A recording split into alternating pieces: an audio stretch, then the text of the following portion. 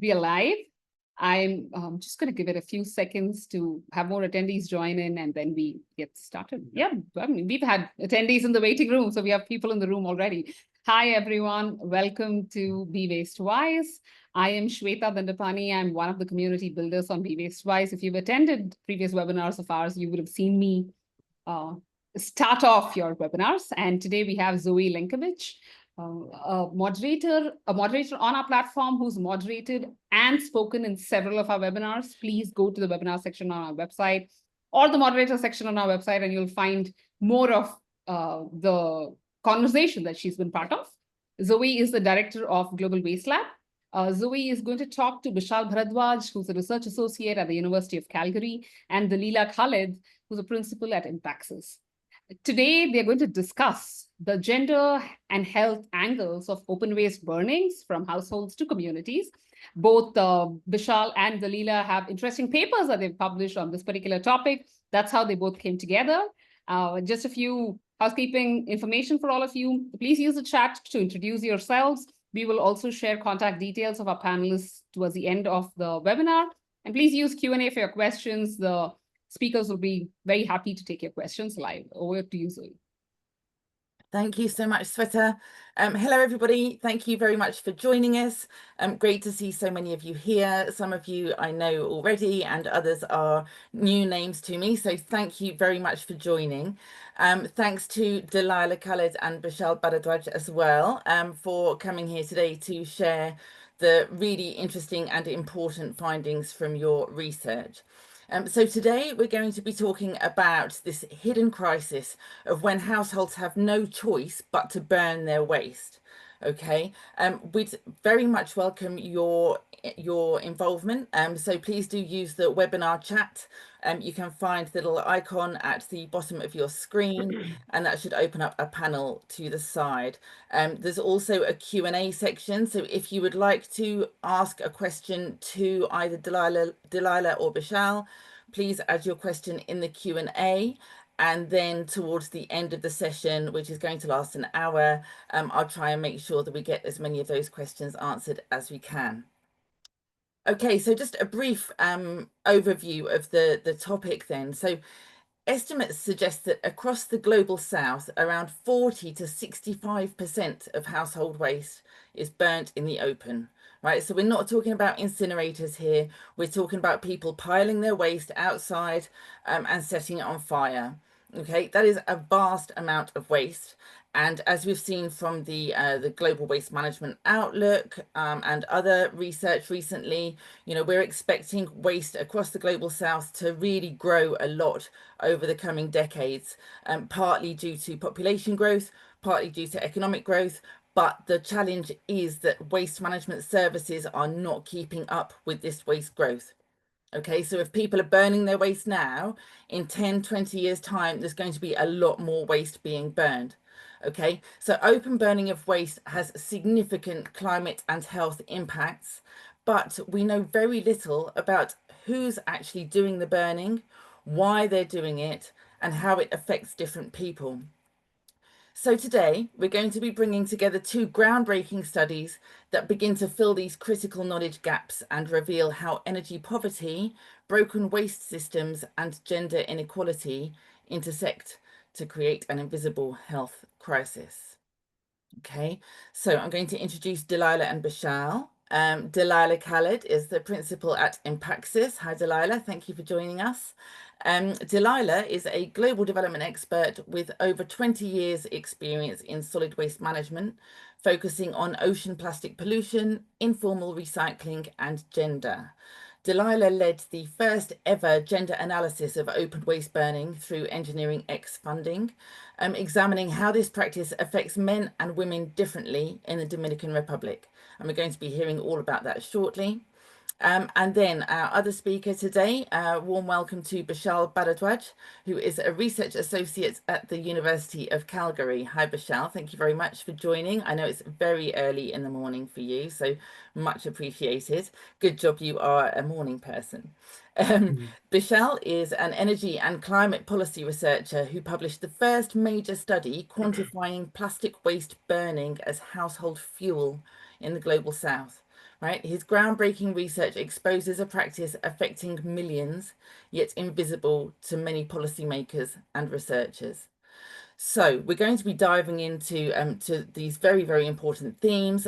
Thank you all for introducing yourself in the chat. I can see on the right-hand side of my screen here starting to fill up as you introduce yourselves to one another.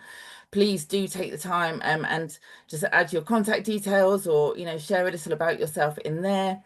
And please remember, if you have questions, use the Q&A function at the bottom. Okay, if you put your questions in the chat, they'll probably get lost. So please make sure you put them in the right place. Okay, so before I move on to Delila and her research, then just a very quick overview why this webinar is important. Okay, these complementary studies from Delila and Bishal reveal the intersection of three critical crises. The first is energy poverty. Okay, when clean cooking fuel is unaffordable, people will burn whatever's available. Really overlooked issue, this. Waste system failures. Inadequate collection means people have to dispose of waste themselves, and then they're either going to dump it in the environment or they're going to set fire to it. There's no third way, really, sadly. And finally, the gender angle. So women bear disproportionate health burdens and social costs from these practices. So we're going to be exploring why a gendered understanding of open burning is really necessary. So, without further ado, I would like to hand the microphone over to Delila. Hi, Delila. Thank you so much once again. And yeah, the floor is yours. Please go ahead. Thank you, Zoe.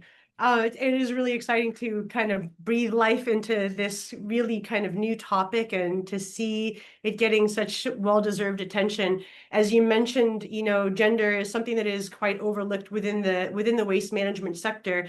And I think that all of us together here today that are interested in these issues, it's kind of incumbent upon us, knowing mistakes that we've made in the past, to put gender at the forefront of the issue of open burning, so we don't miss out on the opportunities and the investments and the resources to really kind of put this as not necessarily front and center, but something that is inextricable from our efforts to end the practice of open waste burning. So I think, a good place to start is, you mentioned, inadequate systems is kind of this primary driver, and it's something that we've accepted in the sector as kind of the technical problem and the technical solution.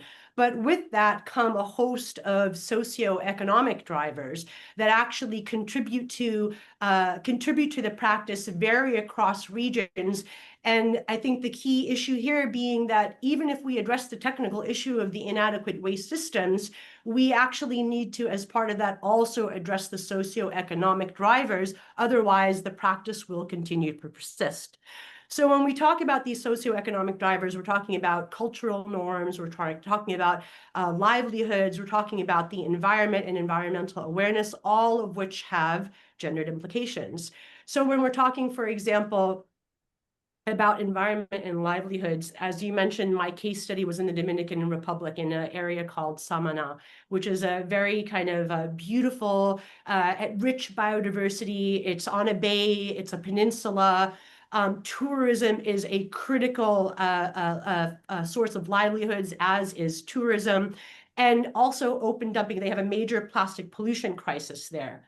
At the same time, they have the tourism, the pristine beaches. So there's growing awareness of this problem of not only waste and open dumping, but particularly plastic waste. So you find that, ironically, people, in an effort to preserve their environment and protect their livelihoods, are actually burning waste, and specifically burning plastics, which, as you've all seen from these horrific photos of these big trash dumps, like washing up on the shores of beaches in the Caribbean, that's the reality that they live with. And so in an attempt to both protect their environment as well as their source of income, they're actually burning. So it's this kind of perverse incentive, so to speak.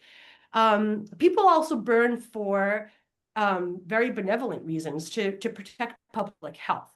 So again, inadequate waste systems being the primary driver, what do you have? You have this accumulation of waste just building up on the sides of the roads, in public spaces, in people's households and backyards. So they burn it for a number of reasons, not only to stop that accumulation, but to stop the spread of pests and vector-borne diseases that come with that over accumulation. which is a serious consideration in places like the Caribbean and the Dominican Republic, where things like Ebola and Zika have been a serious public health threat, especially over the past decade. Now, one of the more interesting parts of my research actually came down to kind of the cultural norms. And this was an interesting one for me as a long-term kind of waste practitioner on the social side, was the burning of bathroom waste. So bathroom waste is burnt pretty, it's not an uncommon practice, let us say, maybe more so in peri-urban areas. And the primary driver behind it is modesty and privacy. Why? Because people don't want to leave their trash bags out on the side of the street and have it torn open by stray dogs. They don't want it dumped on a landfill or an open dump and have it picked open by informal waste collectors. So out of a concern of modesty and privacy, they burn it themselves. Now there are a bunch of questions around that, right? So the initial research revealed that it was a concern that was shared by both men and women. Right? Both of them had this concern. Both of them wanted to burn. But when you dug a little deeper, you realize that it was actually concern over women's modesty that really was driving the practice. Exposure of feminine hygiene products and things like that. So there's even when it appears like something is not very gendered, there tend to be these kind of gendered nuances that we really need to come back to. And I think that's it kind of showcases the fact that when we look at these socioeconomic aspects of the practice, that we really need to be context specific when we look at them. So I think maybe that's a good pause, maybe transition there to give it over to Bishal and give some context for his work as well. Thank you, Delila. Great overview of your research, and we're looking forward to digging into that a bit more. So thank you. Bishal, over to you. Yeah, thank you. So as you understand, like as compared to like 40 years back, when we used to get most of the thing in paper bag or bottle, like these days has changed. Yeah, you get most of the thing in plastics. Either it's a bottle or like bag or whatever. So we touch plastic so many times without knowing we are doing it. Yeah. So, and this is a relatively a new material to our circumstances like livelihood. So if you think of a situation when people who doesn't have like waste management services, or most of your like livelihood are based on how you manage things. Yeah? It's not like government provides services or something like that in global south context. So you have to deal with most of your things yourself. So, and you have a lot of plastic, yeah. And then the question becomes, what will you do? Like even like it's not about who or like what, but the question is how would you respond to that kind of thing if you're there. So it's a context, yes, basically. So you have a lot of plastics coming every day inside your house, and if you look at the like situations, it's like most of these like global south are also congested settlements, especially in urban and semi-urban areas. You can't burn like outside everywhere because there is a risk of fire. And then the question becomes like how we deal with that waste, because you can't compost plastic. Recycler will collect, but very few, only specific type of plastic, and then the rest of plastic is with you all around. So and then it doesn't decay. So over the time you keep accumulating it, and then you started feeling it's not going anywhere. So, and we know like burning has been a very traditional way of dealing with waste a long time. It's not just about the plastic, but other sorts of waste as well. Like you can see in the field, you can also see in the household, like where people burn like other kind of waste in firewood. So, and now people are trying to deal with this problem. Yeah. So how they can deal it. And that's how where like we started thinking, okay, how are people managing this kind of plastic? So we have seen it quite a lot of time, and then we try to look, okay, how this situation could evolve. So the idea is like, so people could do it for several reasons. Yeah. One is like managing waste. That's a very common way. You get like few pouch of like plastics in oil or like in milk, and then you just burn it and you are done. Yeah. So you don't have to throw it away, and you are clean as well. Then the second issue is like there are certain like plastic also provides a lot of advantage in terms of like starting fire. if I remember correctly, like people used to have kerosene or like some other things to start the fire. If you use firewood, then you understand how difficult it is. Like it's like starting a charcoal, a barbecue charcoal or woods in your home. Yeah, so you need something to start. So and then plastic plays nicely in that one. So that's the way. And then in cooking practices and all this like household energy use is quite complex. It doesn't evolve like over like in just few months or days, but it takes long time for people to learn it and then integrate into their livelihood strategy. Yeah, so they know which plastic burns nicely, and then when they have to put all these things. And then that's where we started thinking about this situation, and then providing a perspective like why this plastic could be an fuel in so many places. So I have to say it's an understudied field. So we don't know exactly the prevalence, but there are localized evidence, especially from like Guatemala. There is a paper, and also there is a paper from like the data from the Nigeria, and there are other like localized studies that shows people are using plastic in as a household fuel. But what we don't know is like because people are doing it. So how do they select this plastic? What is the prevalence, population wise prevalence, like representative sample household? Why people do it? Like what is the basic reason for that one? Primary drivers, like whether they do it for waste management or they could do it for like fuel staking, like to minimize the cost of other like expensive fuels, or like they specifically choose plastic because it provides advantage as compared to others. So these are the things. And then also what we don't know is like what is the health implication of this one. So burning plastic inside a house is the worst form of waste management.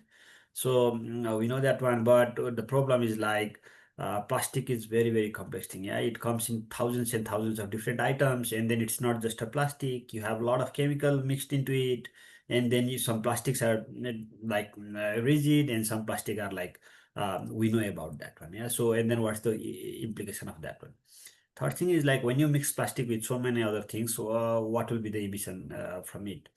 So these are a lot of unrestricted field, but we think like whoever like if even if like a small community is burning it, it's very important we understand this one, because we have to deal with a lot of more plastic in days to come. Like looking at the what we have raised now right now and what's coming forth, we can say a lot of things are like whatever item we have left, it will also be gradually replaced by plastic. So yeah, we need a lot of like yeah, we need to understand it better. Thank you, Bishal. And you're absolutely right. I think this is absolutely critical that we do need to understand it better. Now, I know that a lot of the discussion about open waste burning, and like I also mentioned in my introduction, we tend to think about people burning outside, but you've looked at actually the burning of household waste indoors as a cooking fuel. Can you just tell us a little bit about like what brought you to look at this specific topic and how you went about doing the research and finding out about people's practices? So basically my research focus on context. Yeah, so what I think is like after living, like I'm from Nepal, like remote part of like hills of Nepal. So and I live here now in Canada. Yeah, so what I think is like it's the more about the context that you have around you, so you have to deal with that one. Like for example, back in our like hometown, we burn like firewood like few months. Still we have like other like solutions like e-cooking, LPGs and everything we have, but still we use firewood, yeah, because we accumulate a lot of like biomaterials that we have to deal with, yeah. So and then those things like twig or leftover thing that doesn't compost, so the only way you do is like control boiling. And then like for your fire pit or like your stove is one of the best way to deal with this all this, yeah, because fire is very dangerous. Like yeah, you cannot burn it everywhere, and other neighborhood will be like alarm, so it will create other kind of risks, yeah. So and then you do it daily, so you can manage your side by side, you keep managing your waste as well. So and then the situation is not now it's the situation is quite different than we had like 2 decades or 3 decades before, yeah. So we can't imagine like how much plastic we get every day. So and then household have to deal with this, and you cannot like if you see a clean household around, then you can think okay how people are dealing with it. So because it doesn't go away like plastic, that's why I think like plastic is a big challenge in waste management. And then there is no like clear solution. If I ask you, okay, what is the way to manage plastic? Then some people will say, okay, it's either you put it in the landfill. I don't know how long it will be there, and then how much you are going to put it over the time, or like you burn it and you have to emit it somewhere else. So that's the only best way. Like recycling is there, but it's very small amount given the type of the plastic we have. Like we don't have standard on plastics, especially in the global south. So it's more complicated. Yeah. So and then that's the context like that we. And then I have been working with the plastic for a long time. Yeah. Back in 2002 or something like that, we used to clean like streets and then like the drainage, and then we figure out plastic is the problem. But what is the solution? So that's how we started arguing, okay, ban may be a good idea. And then my home city banned plastic in 2010, but it's not just single-use plastic. Yeah? There are a whole lot of plastic. Like your chair is plastic, your table is now plastic, everything is getting plastic. So I don't know. It's a complicated problem. So yeah. It really is. Yeah, thanks, Bishal. And I'm sure everyone here who's joined us today will be aware of the near collapse of the Global Plastics Treaty as well, which it did have some potential to try to solve elements of this huge challenge. Doesn't look like that's going to be the way that we do solve this challenge now, which is probably a little surprise to many of us. But yeah, it's I think your research findings underscore the necessary urgency that we look at this with, particularly from a policymaker perspective. And on that, I want to, Delila, can I come back to you, please? Can you just tell us a little bit about what it was that made you look into the gendered differences in how people are managing their waste, and that division of labor, and just, can you unpack that for us a little bit, please? You're muted. Delila, you're muted. Sorry, thank you.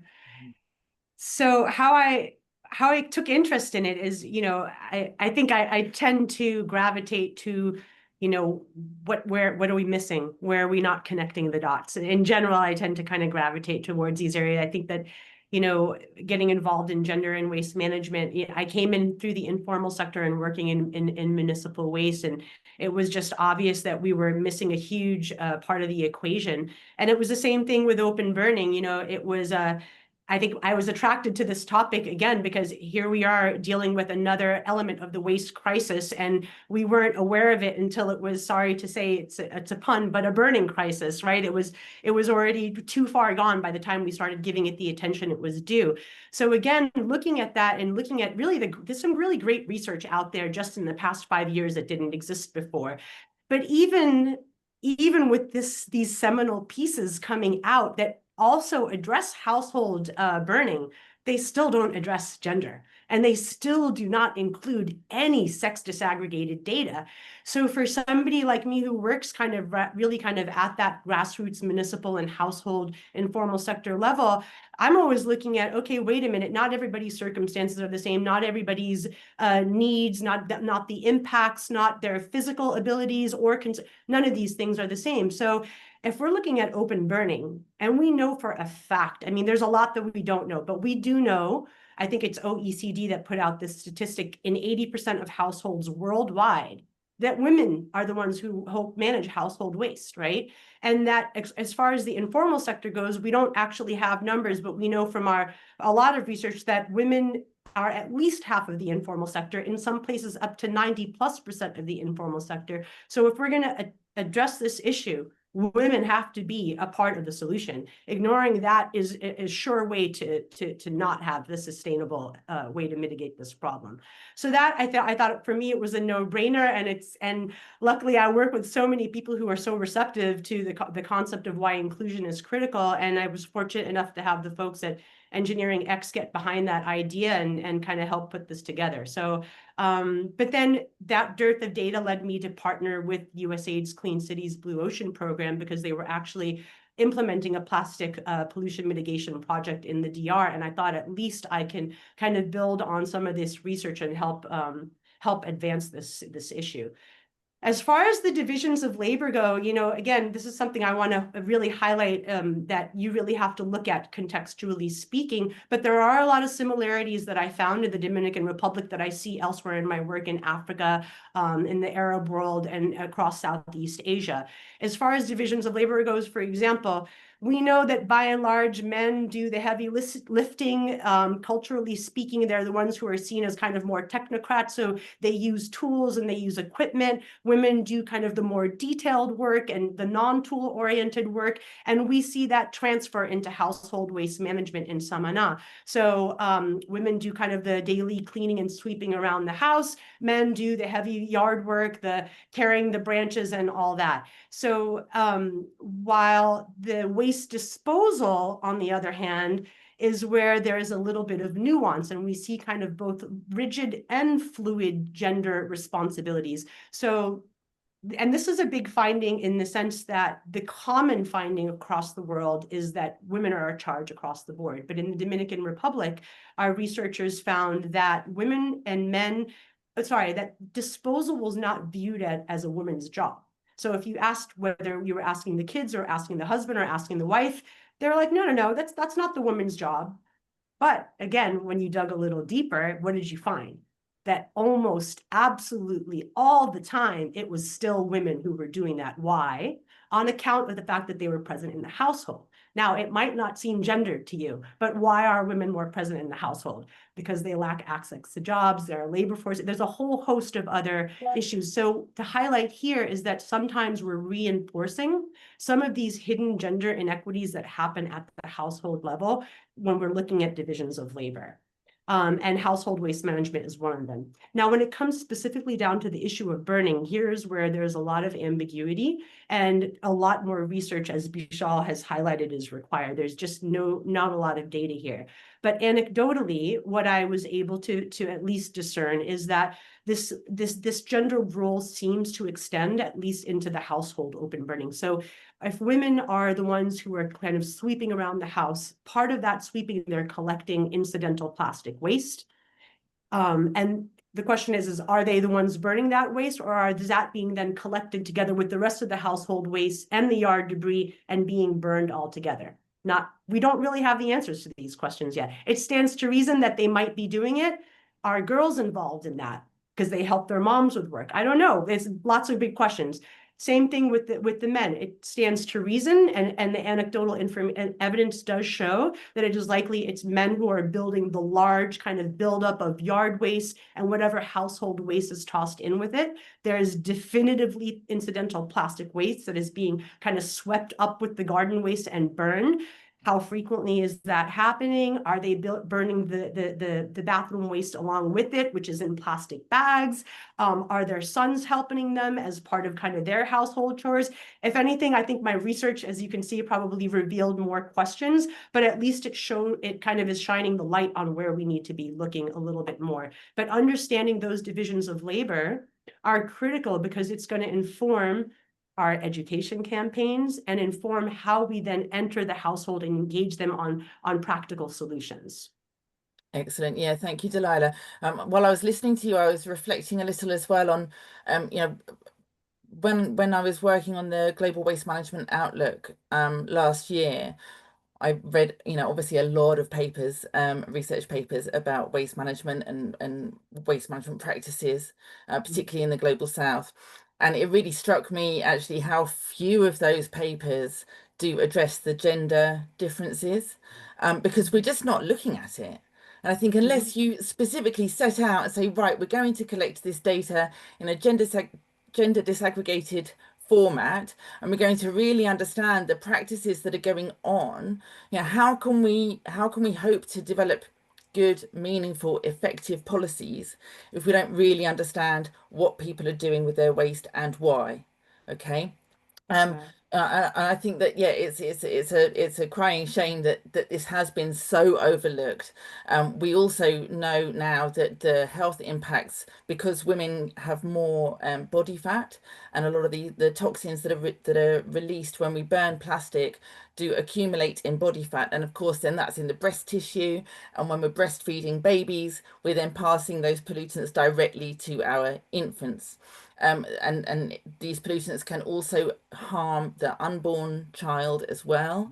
If a young woman, because it is often young women of childbearing age who are responsible for the domestic duties, which would then include the cooking, as we've seen in Bishal's research, and the waste disposal, as we've seen in yours, Delila.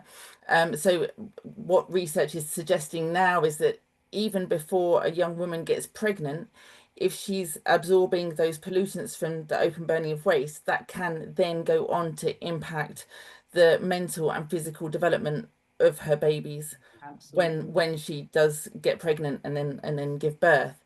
So, you know, these are not women's issues. I think this stuff can quite often be classified as, oh, it's women's issues. That's something that only women should be researching. That's for them. But we all came from our mothers, right? This is a whole population issue.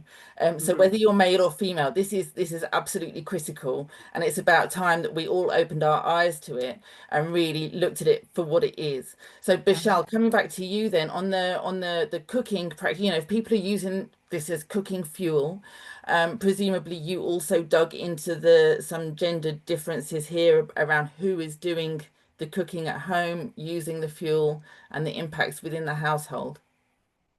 Yeah, this is very, cooking is already gendered. Yeah, so most of the global south, like women spend hours and hours cooking. So it's not just, you have to compare the time. If you're using a solid fuel, you will spend more time inside a house. Yeah, so cooking.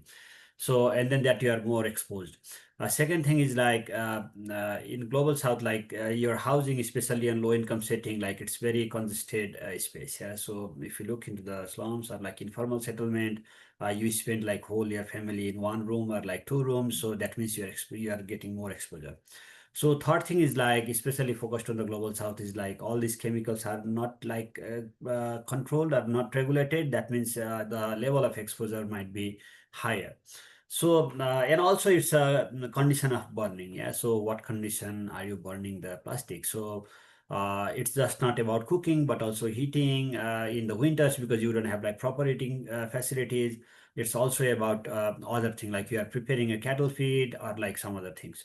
So if you look into that space, and also like to be honest, like I really don't know what is the gender impact. It's very important. We know the exposure is quite high for the female because they cook more, they spend more time, and the kids who cannot go outside, people living with disability who cannot go outside and move, these people are more likely to be exposed. Like elderly people, they have to stay inside a home, yeah, because their mobility is like less than what we for the normal people. So they are likely to be more exposed, like especially we saw like more weaker, not weaker, like more those section of people who are likely to be more vulnerable.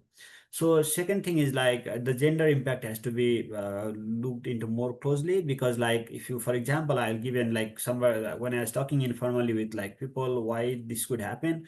One reason is like if you are a single mom and then you cannot go far away to collect your firewood, then the easiest way is to have something around you. Yeah. So that's so we need to look it into a very in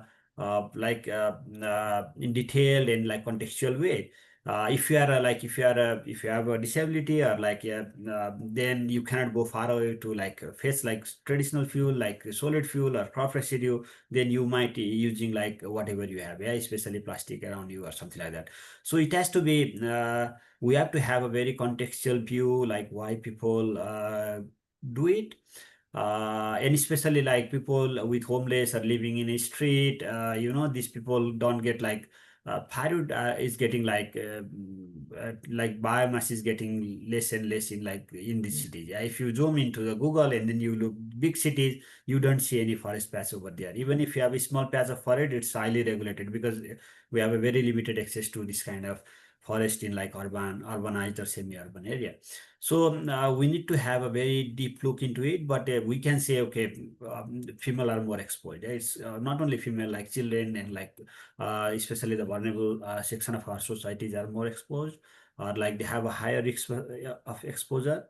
But that's not the end of the story, because we need to understand uh, regulation of the chemicals, quality of the plastics, and then exposure, uh, and then also the environmental toxicity in the environment. Like when you burn plastic waste, you are not just burning plastic, a lot of other chemicals and then the environmental toxic pollutant get into the plastic, and you are burning and emitting as a household air pollutant. So like for example, I have read a paper that says, okay, arsenic through dung cake is being emitted into the household environment and people are inhaling it. So it's a whole lot of combination of other.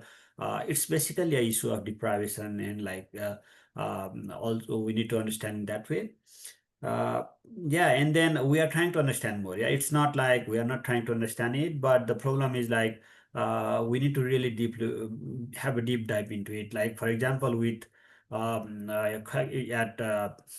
Gates Research Group here at Calgary, we are trying to understand what is the like whole, not just like the condition of burning and emissions. Yeah, so we know like what's happening across from the like start of burning to end. Yeah.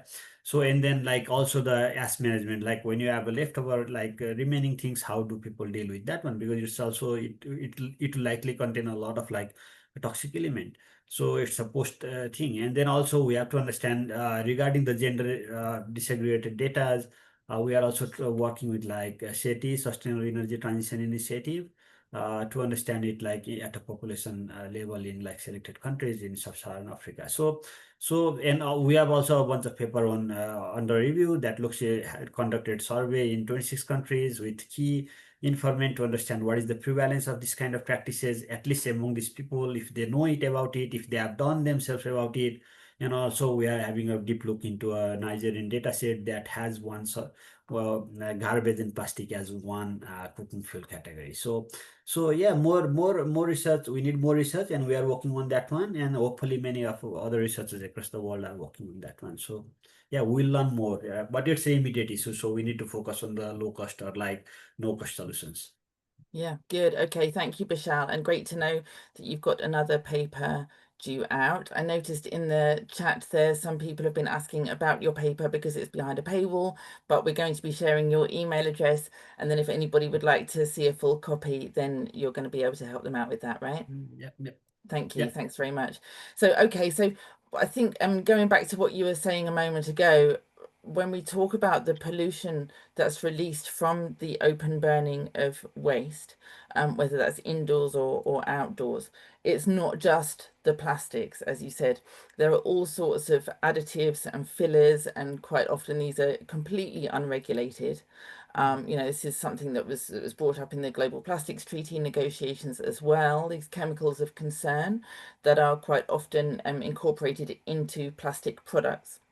And of course, when we burn, open burning of plastics and their additives and fillers releases unintentional persistent organic pollutants. Right now, these can travel a long distance in the air. So, we're talking about this practice being quite common in the global south, but it's actually impacting all of us. Okay, it can travel, from poor neighborhoods to wealthy neighborhoods, from poorer countries to wealthier countries. This is a global issue, and therefore something that we really need to be addressing with urgency. So, on that, considering what a big concern it is, or it ought to be, Delila, can I just ask you, why do you think that such a widespread practice has remained pretty much invisible in research and policy for so long?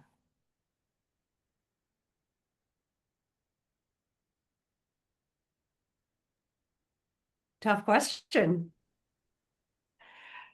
I mean, put simply, I think that, when it comes to more looking at some of these issues from a more macro standpoint, where climate change and when things kind of go up the ladder, so to speak, I think it's not just common to leave women by the wayside. I think it's kind of common to leave the common people by the wayside, you know? Mm. So I think the absence of a gender lens is kind of symptomatic of the absence of kind of like a more social lens on what is viewed as a very technical subject matter. I don't think it's like intentional or malign neglect. I think the reality is the waste management sector has been a male-dominated, it is a legacy male-dominated sector, right? Not just a new male-dominated sector.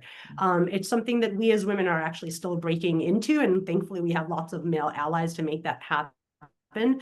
But I think it's really easy to lose sight of what people consider soft, and because it's soft, it's therefore less important. And if we could just solve the big technical problem, all this other stuff is going to fall into place. And our argument is the opposite. Actually, you can come up with all the technical solutions you want, but unless you have the right socioeconomic ingredients and factors at play, that technical solution is going to fall apart inside a year, if that, right? So yeah, I think not maliciously, but I think it's kind of symptomatic and not unique to our sector. Mm-hmm. Yeah. Bishal, do you agree with Delila's analysis there?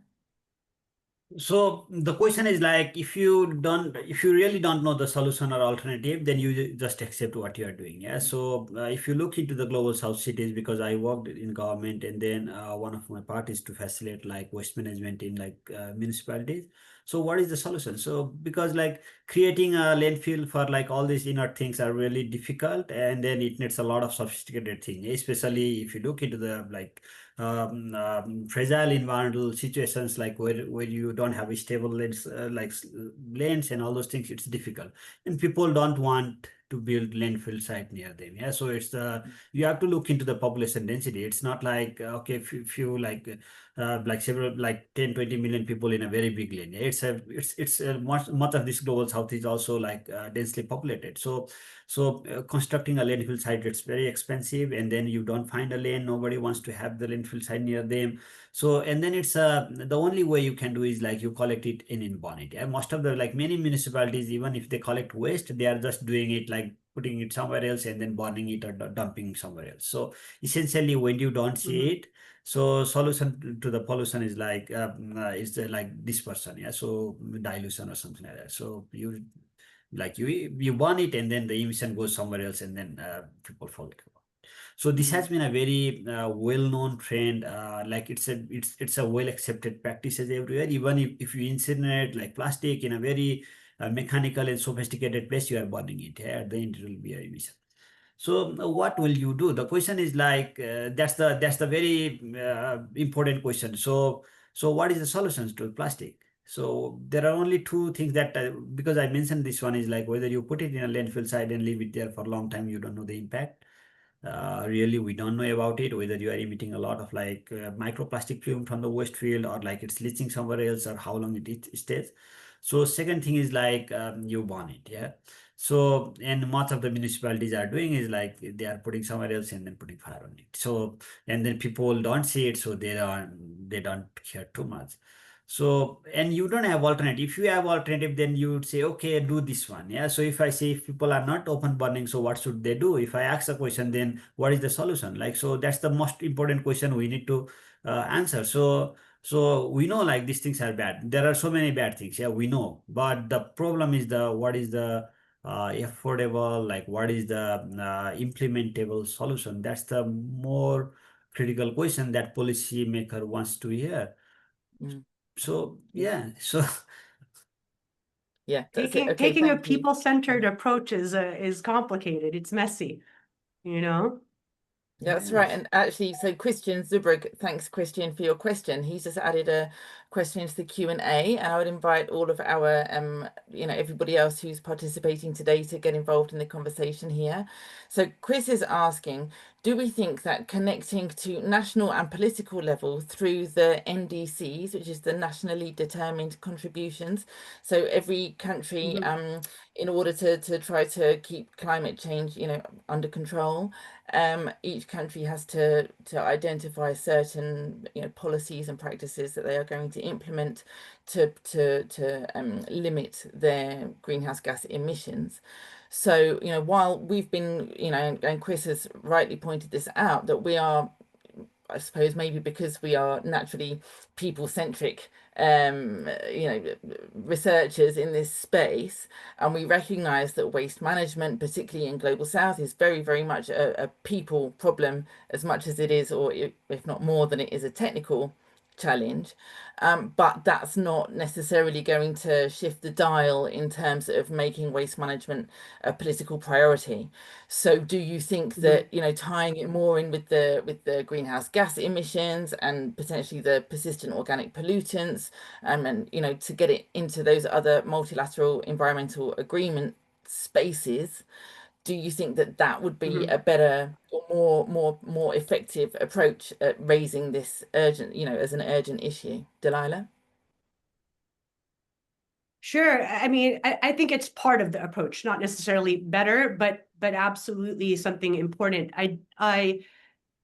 Because when we have that to back it up, then we can assure that the donor money, the national investment in addressing the problem is there, right? But we still can't do that without the data, right? So that's key. But as far as that particular example goes, so I'd looked into that a bit for the Dominican Republic, who are part of the Climate and Clean Air Coalition. They actually do have a national inventory, which a lot of low and middle income countries are just starting to do. And they even look at household combustion. So, I mean, they're like way ahead of the pack. And my understanding is that part of the IPCC guidelines actually provides a calculation for how you estimate household cooking fuel. So believe it or not, I think they're actually capturing that as part of it, but it does not capture open burning of waste, like backyard burning of waste, just cooking fuel. So I do think it is important, because that is how we get the policymakers to pay attention that the problem is there and that they need to allocate resources accordingly. So not the only, but definitely a key part of the solution, I would say. Thank you, Delila. And Bishal, over to you. Yeah, so now what I don't think is like policymaker are not that aware of it, because because I think that's a wrong way of interpreting thing. We say, oh, a lot of the time policymaker don't know about it, but the problem is like, so even if they know it, so the solution is the issue. Yeah. So what is the solution? So in policy term, like if you really don't have the solution, then you don't talk about it. Yeah. So especially in the politics and like all this like policy making phenomena. So and then it's important, like we need to have a way of dealing with it, and also we need to have awareness issue. Yeah, because awareness is very, very powerful, like especially on this like burning of plastics inside a household as a way of like waste management. We need a lot of awareness. Yeah, so that's important, like it's powerful because it has a health impact, it has an environmental impact, it's a issue of like poverty and environment, it's issue about like deprivation, it's about like unmanaged urbanizations and so many. Yeah, it links with so many other like aspects. So inclusive like city governance or urban governance or so many things. So there are a lot of way like how we can reduce this kind of practices, but the core issue is like still whatever we do, the issue of like managing plastic waste at household will be critical. So that's the key point. And then also like even if you have a waste management system, this doesn't play out really nicely. Yeah? So there are fees that people don't want to pay too much because like you have a bunch of like small few plastic. The rest of the waste, many people manage it like composting or like feeding their cattle and some other way, organic thing. The issue is this in like plastic, it's a noble entity and people don't know how to deal with this one, because maybe over the time they will get a way of doing it, but still it's too early, like few decades only plastic has been around environment. So and people are trying to, it's not that people are trying to deal with it. Like I've seen so many people like using plastic and making these mats and all those things. So it takes time for people to understand all these things, but by that time, and then the scale that we are using plastic, and then the different item of plastic, like from broken chair to tables, that I said, like chemical packets, Textiles. and then it's so much around you, so you can't deal with that efficiently. And then another issue is like, also like we need to understand is like, so every day we are bringing plastic inside home. So and then you can understand now here what we do, we just put it in a bin and forget about it. Yeah, but you can't do that one in place where you don't have like waste management services and you are living a very tight neighborhood. So you can imagine what would you do, and then the easiest way is to burn, and then in many say like if you look into it, there are regulations. You can't open burn waste management quite critical issues in global south. Yeah, they know about it. So they have banned, you cannot dump it in the riverside, you cannot do this and that. There is a regulation. So and then the only thing you can do is like bring inside and burn like in daily basis wherever you get. So Yeah, no, it's a really good point, actually. You know, some places where open burning has been outlawed, but if people can't afford to participate in to pay for their waste to be collected, and they're going to be fined if they're caught burning it, then is that going to push them to burn indoors more, which is going to be more harmful to their health? It's these are unintended consequences sometimes of legislation that's well-meaning, but can lead to actually worse outcomes, particularly for people in poverty. So yeah, lots and lots of food for thought here. So thank you both. We've got 10 minutes left, and look, we've got more than 50 people here joining us today. And I know that once this is it'll be posted on the Be Wastewise website, so that people can watch it back in future. So I'd like to move the conversation now to what your recommendations are for the future. And I'd like to ask you about researchers, policymakers, and funders.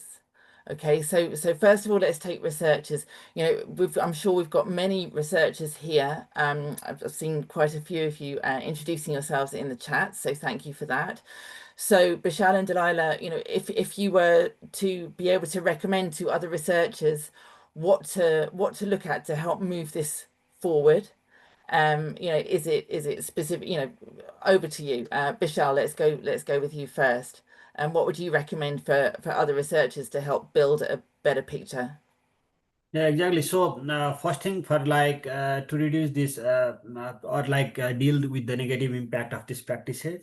So I think we need to focus on no cost or low cost solution. Yeah, because given the situations and all those things, like global south people who might be like more vulnerable burning this, so that's very important. Like no cost could like say you can open up your window, that will reduce your emission, like harmful emissions. These are like, and then also awareness itself is very very powerful. Yeah, when you know it's really harmful, and then the situation like overall microplastic and all those things, so that will help, because plastic is still the research from plastic are like limited, and then people don't know about it too much, its impact. So that's one powerful thing. Second thing is like clean energy transition. I just don't want to focus on one specific, but it's a issue of depression. So but there are two key not. Yeah, one is the people have to use the traditional fuel, because so that they can burn plastic. Another is that you have to deal like self-management of waste. These are the two key point where you can have a handle, like policy handle. Like either you improve the waste management so people don't have to burn it themselves.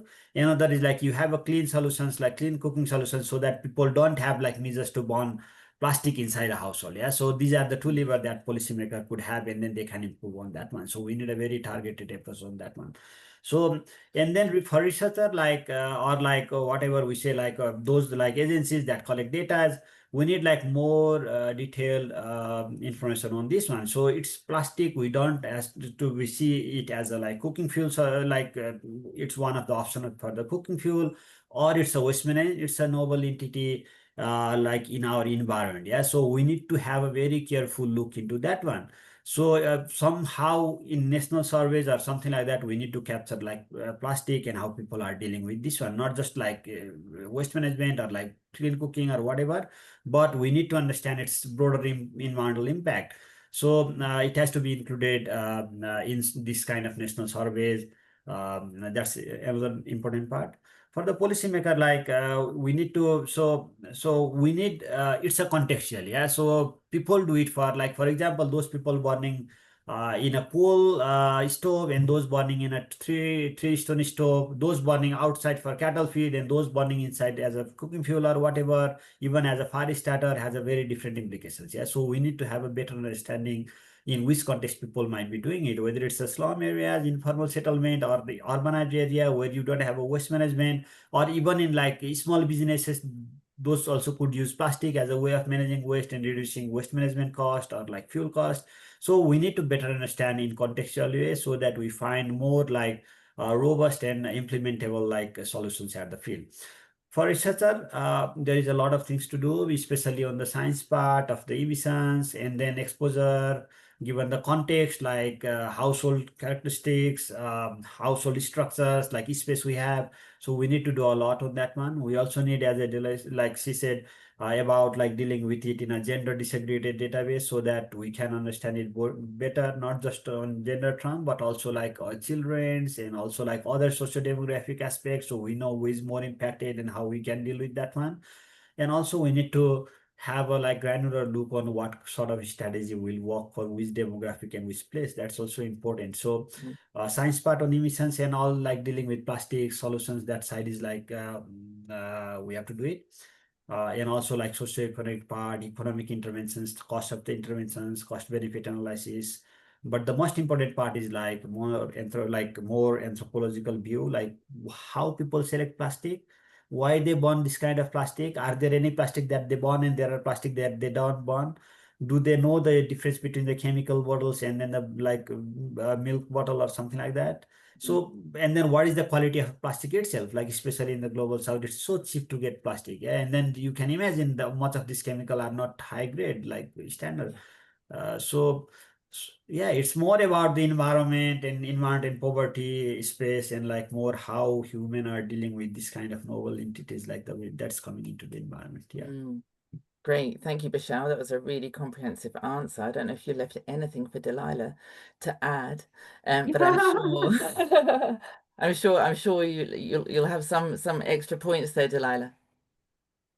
Sure, I'll add. I will focus on kind of the topics and the questions that we still need to address because I think Bishal addressed them so well, and I touched on some earlier. But just from a practical kind of actionable standpoint for the researchers, I mean, number one, sex disaggregated data. I'm just going to repeat it because it begs repeating, right? We don't do it, you guys. It's the bare minimum. Even if you're not a gender expert, just collect the raw data so the rest of us can pick it up and run with it. You know what I mean? But better yet, gender analysis. And remember, you guys, gender analysis is not just about women. It's about everybody. It's just about making sure that we understand the differences in practices, behaviors, needs, desires, aspirations between men and women. So if you're focusing at that lens, trust me when I say you will do men better justice as well, right? So not just stopping with the data, but actually following through, doing that gender analysis, and then not just stopping there, right? Making sure that you're working with the implementers, with the people who are designing the projects, to making sure that your insights are being carried all the way through the project life cycle. Not just that you provided the data, it went into the design and your job is over. You're making sure it's integrated into the activities, into the monitoring and evaluation framework, into those periodic evaluations. So you not only are looking at it, but going back and making adjustments as needed, right? When we're out there in the field, and we're mapping kind of the waste patterns, we need to look at gender and income as a variable. Gender often gets left out as a kind of a key variable. And then the last thing that I would say is make sure that you have meaningful participation of women in your research, right? So whether, and I know our qualitative researchers know this, but we're talking, when we do focus groups, we need focus groups that include men and women, but we need focus groups with just women. They need a safe space to talk about really personal issues around modesty, around nursing, around feminine hygiene. And men also need a safe space that they feel comfortable talking about issues about their own sexuality, around waste, and around women, right? So we need to have kind of create those spaces to make that happen. And when we're looking at kind of solutions and ways to gather this data, never forget, and I'm not a tech person myself, but I love tech when it comes to this, is really simple technologies are a really great way to include women in your research, include women in monitoring of waste. I remember one of my colleagues in the Engineering X Champions in Pakistan was simply using a WhatsApp platform to have women along with waste collectors, along with the municipality, monitor, take pictures, report back. You start creating this feedback loop where women feel empowered to be part of kind of the change making. So I think that there's a lot of stuff that we can do at the research level, and I hope that those were some helpful ideas. Really, really helpful. Bishal, Delila, you've both been absolutely wonderful. Thank you ever so much for joining us today to share your research. Sweta has kindly shared your contact details in the chat here. I want to thank everybody that's joined us as well. More than 50 people live. That's been great, and there's been some really good chat in the sidebar here. So thank you very much to everybody. Lovely to see you all, and we hope to see you at future Be Wastewise webinars as well. We've got 1 minute left. I want to make sure that you all get away on time for your next scheduled appointments. So I would just say thank you very much once again to Bishal and Delila. If you could please share your appreciation in the chat. Thank you very much, everybody. And I will hand back to Sweta. Thank you ever so much. Thank you, Zoe. Thank you, Bishal, and thank you, Delila. I've dropped Bishal and Delila's email IDs on chat, and Zoe's LinkedIn is also on chat. Zoe is very active on LinkedIn, so if you need to get in touch with her, that's a perfect place for you. And thanks a lot for the speakers. Clearly, I think we had tremendous attention from the audience who were there till the end, though we didn't, I guess you pretty much covered a lot that people had to say, which is why we found such less questions in the Q&A. So yeah, thanks a lot. And this will be recorded. It'll be up on our website in 2 weeks' time. You will have, for the audience, you'll have update about it if you're going to sign up to a newsletter. It'll be there on our LinkedIn as well. And thanks everyone once again. Have a great day. Bye-bye. Thank you so much. Thank you. Thanks, Bishal. Thanks, Delila. Thanks, Sweta. Thanks, everybody, for joining.